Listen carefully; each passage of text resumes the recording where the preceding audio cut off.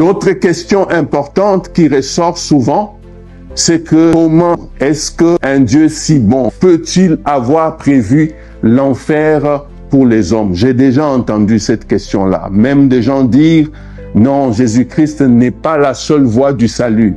D'autres religions ont aussi des offres du salut.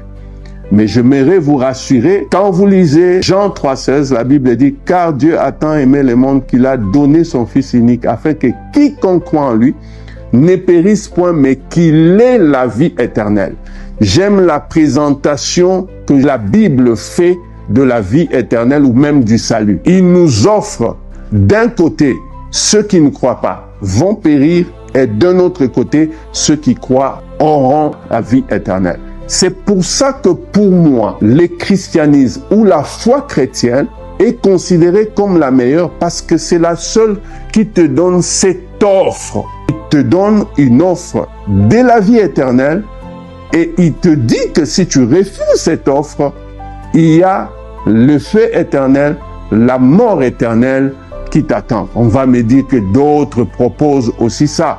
Mais la différence, c'est que pour la foi chrétienne ou pour le salut en Christ, c'est un don gratuit qui vous est offert. La plupart des religions, je ne veux pas les citer, vous disent ce que vous devez faire pour avoir le salut.